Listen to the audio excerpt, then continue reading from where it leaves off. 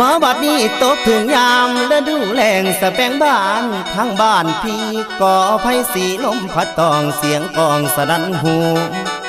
แสนคิดทอดยอดสู่ยามอยู่ห่างน้อไกลกันคุณแล้วสะแบงบ้านลมพัดปิ่นหมุนดอกลงพื้นสุดที่ฟื้นทนใดอุกภัยเหนื่อยหัวใจพี่นางเอ้ยนางไงกูลาอายนี่หนพรบ่พรบอกขานิ่งน้ำนองเจ้าเรื่องเก่าน้องข้างหลังคุณแล้วมันยังฝังในใจเสียจ้องจำเด้อจิตอายคำที่สายเคยเว้าไว้น้ำสาวเบิดทุกสิ่งคำ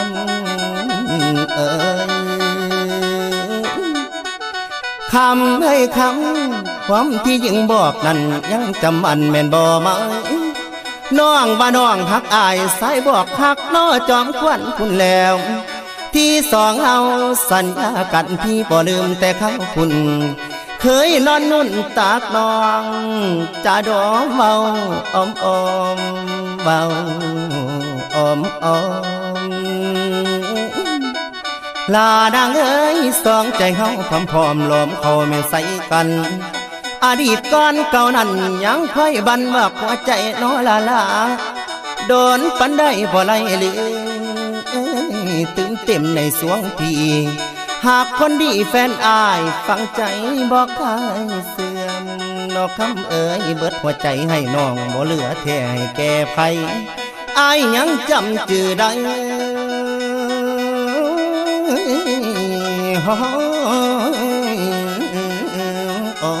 โอ้ยโอ้โอ้โอ้โอ้โอ้โอ้โอ้โอ้โอ้โอ้หมอบัดนี้อายยังจำชื่อได้แต่เขาก่อนอยู่เที่ยงนาคุณแล้วดอกมันป่านิบหัวแก่นางแต่ตอนนั้นก็ยอมบ้านมาหอยมาไล่หอมจำได้บอกคำเอ่ยลานางเอ้ยอายคล้องคอให้น้องปานนั่งฝ่าบัดนั่งแนงอายนั้นยังได้ตื่มแต้มสะแบงดอกพวงบานเอามาสานเป็นมงกุฎใส่หัวให้นางเจ้า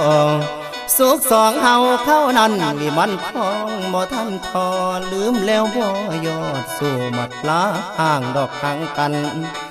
นับแต่น้องจากบ้านนานลวงน้อหลายปี